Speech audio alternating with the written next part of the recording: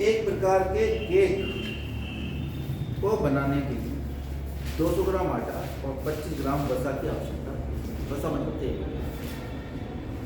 दूसरा प्रकार का केक है, यानी 2 केक बनाने के लिए, ठीक है। तो आप इस तरह से लिखेंगे, प्रथम केक, ये केक,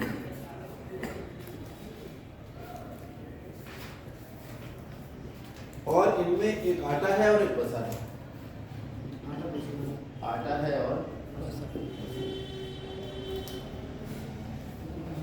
एक प्रकार के केक को 200 ग्राम आटा और दूसरे और 25 ग्राम वसा की आवश्यकता होती है। एक प्रकार का केक बनाते हैं तो इसके लिए जरूरत होती है 200 ग्राम आटा और 25 ग्राम वसा, तथा दूसरे केक को बनाने के लिए 100 ग्राम आटा और 50 ग्राम वसा की जरूरत होती है।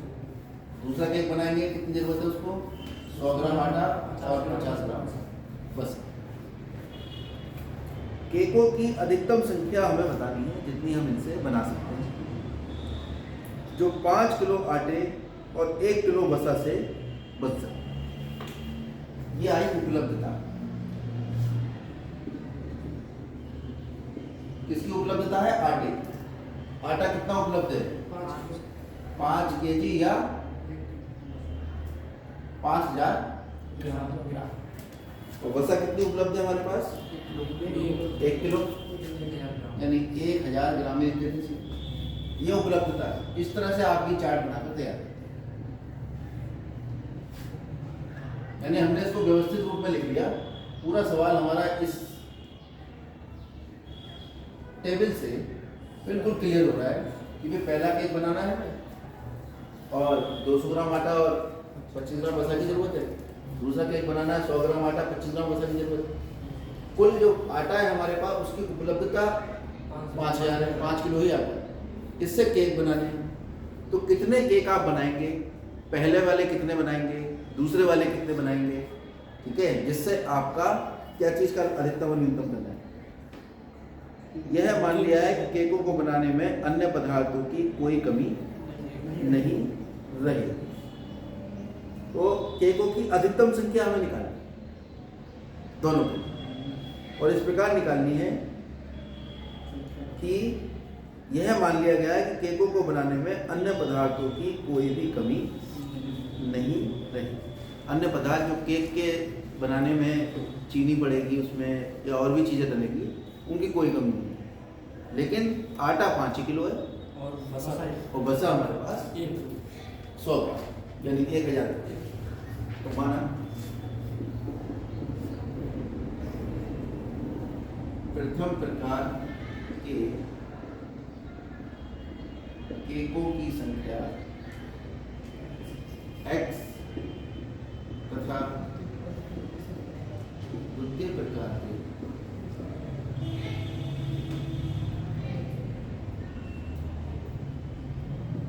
y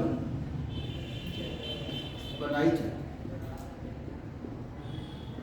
यानी x केक बनाए जाते हैं प्रथम प्रकार के और y केक बनाए जाते हैं द्वितीय प्रकार।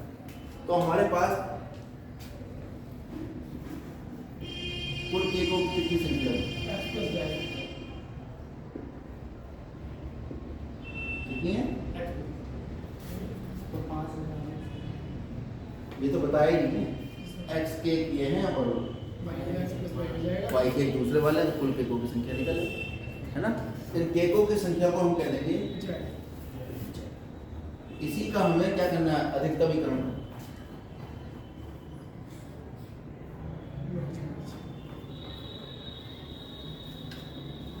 ठीक है। और अवरोध क्या क्या आएंगे इसके?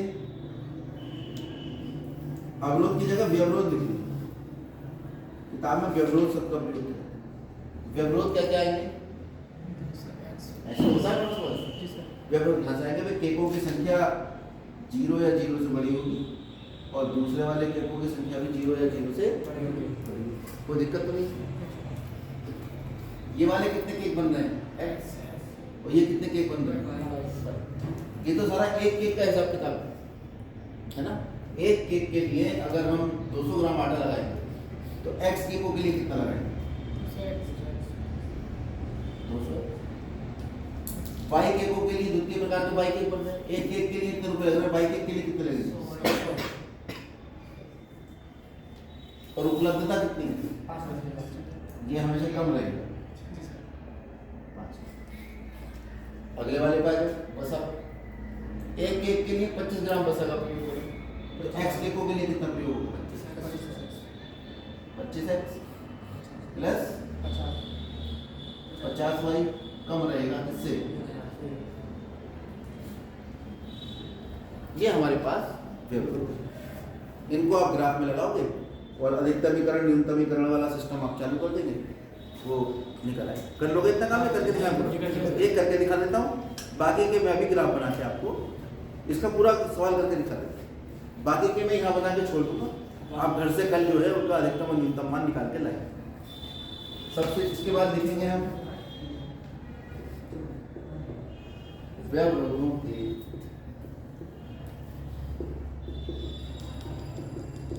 संगत समीकरण, x बराबर 0, y बराबर 0, 200x प्लस 100y बराबर 5000 और 25x प्लस 50y बराबर 1। इसको तो हम लिख सकते हैं कितना, 2x प्लस y बराबर 50, और इसके लिए बिंदु निकाल लो। x को 0 रखोगे, y को 0 रखोगे तो x 25, और x को 0 रखोगे y 50, ठीक है। इसको भी हम सॉल्व कर लेंगे, x प्लस 50 से भाग कर दो कितना, 2y बराबर 50 से करेंगे तो कितना आएगा, 5 25 से करें, ठीक है, 25 चौका 100, ठीक है। इसके लिए बिंदु निकाल लेंगे, x को 0 रखेंगे तो y 20 आएगा, y को 0 रखेंगे तो x 40। कुल मिला के हमें ये बिंदु चाहिए 25, 0, 50, 40। 1 सेंटीमीटर को 10 के बराबर मानकर आराम से हल हो जाए।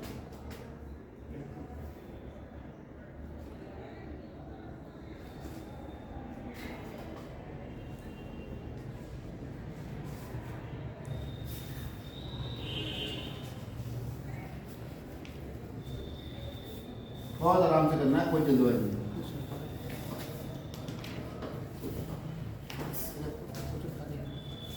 यहाँ का 1 2 3 4 5 6 7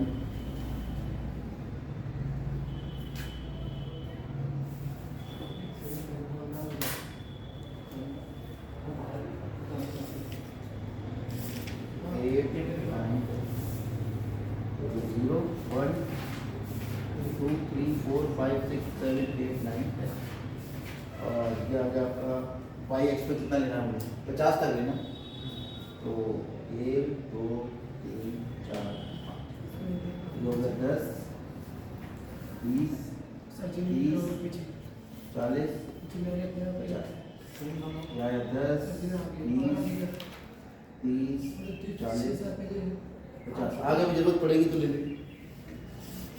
और पैमाना हो जाएगा वाई अक्ष पर 1 सेंटीमीटर बराबर 10 और एक्स अक्ष पर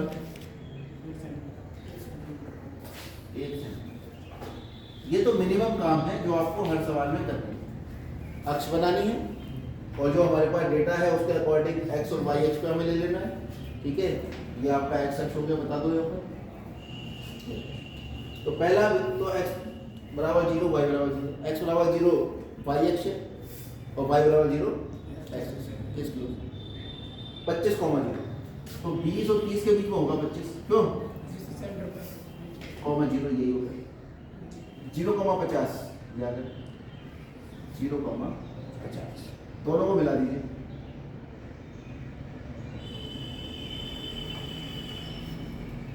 इसके ऊपर समीकरण लिखिए और वही वाली लिखेंगे जो है हमारे पास, 200x प्लस 100y बराबर 5, वो 0 क्या करेंगे, अच्छा ऊपर लिख देते।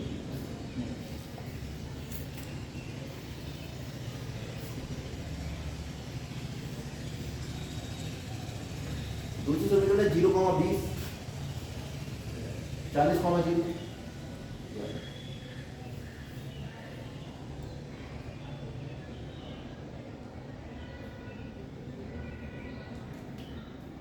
क्या है समीकरण इसका? 25x प्लस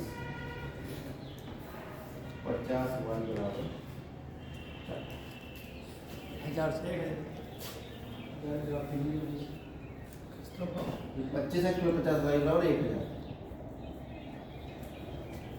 व्यवरोध ये है, तो मूल बिंदु के हिसाब से चलो, ये 0,0 से यहाँ रखोगे, 0 प्लस 0 सत्य है, सत्य है, 0 0 5 है, जिधर मूल बिंदु है उधर की तरफ ही इसको लग गया। कोई दिक्कत?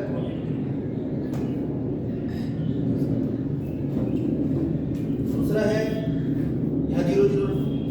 अब इतना नहीं लिख पाऊंगा, अब नहीं लिख पाऊंगा, 2-3 दिन खूब लिखवाया भाई 0,0 इसको संतुष्ट करता है, आता है हर क्षेत्र फिजिबल एरिया इतना होगा। अब तो सीधे ग्राफ पर पहुंच जाते हैं, 0 0 यहाँ रखा हमने, 0 0 इसको संतुष्ट कर रहा है, तो इसका मतलब जिधर ओरिजिन है उधर ही इसका हल होगा, इसका हल इधर होगा।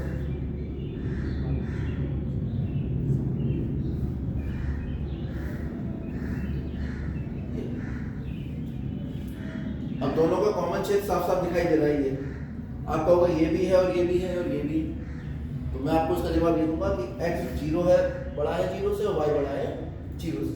x 0 से बड़ा है तो इधर चलोगे, और y 0 से बड़ा है तो ऊपर चलोगे, यानी प्रथम चतुर्थांश में रहोगे, यानी ये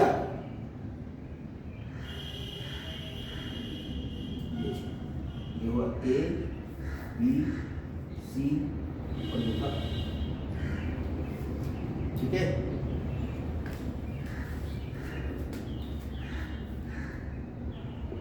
ग्राफ से हम देख रहे हैं इसका जो हल क्षेत्र होगा वो आ रहा है कौन सा, O A B C O। दिख रहा है साफ साफ?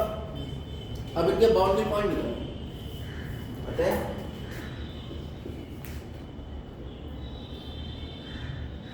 बाउंड्री पॉइंट O कितना है? 0, A कितना है? यहाँ काट रही है, 20 को बता सकते हैं सर, कितना है? 20 को बता भैया ए ये है, 0 है ना? वो 0 को 20 सी कितना है? 25 को 0 कौन बचा? बी बचा, तो बी हमें ग्राफ से देखना पड़ेगा, 20 को बता सर, 20 ठीक है। और तरीका क्या बताया था आपने? इन दोनों समीकरणों को आप हल कर लीजिए, हल करके x और y के मान रूप में आ जाएंगे, वही ग्राफ से आने चाहिए। नहीं भी आएंगे तब भी कोई मानेंगे, हो सकता है कि ग्राफ में कभी कोई पैमाना इधर उधर होता है तो वो ग्राफ में नहीं दिखता है। कितना है ये? 20,10 पक्का? जी सर, यस सर। 20 दूनी 40 10 50 और 20 प्लस 40 50, ठीक नहीं 20 20 और 40, ठीक बिल्कुल। अब हम इसमें ऑब्जेक्टिव फंक्शन हमारा जो है, जिसका अधिकतमीकरण या न्यूनतमीकरण करना होता है, ऑब्जेक्टिव फंक्शन ये है, इसका मान हम इन बिंदुओं पर ज्ञात करेंगे, इसी पर ये अधिकतम या न्यूनतम होगा कि नहीं।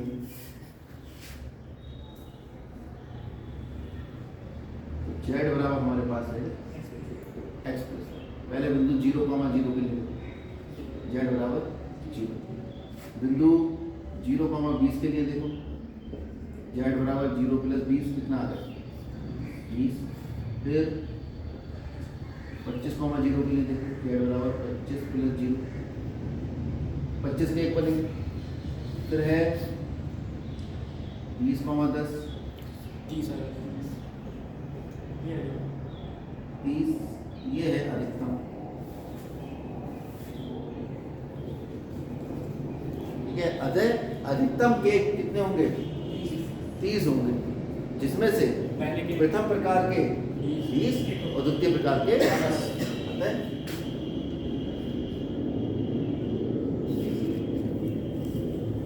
अधिकतम के को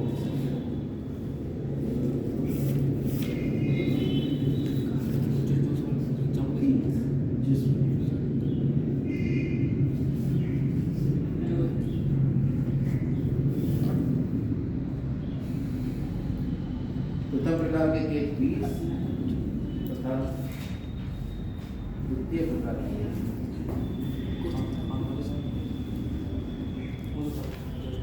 द्वितीय प्रकार कितने होंगे? नोट करें।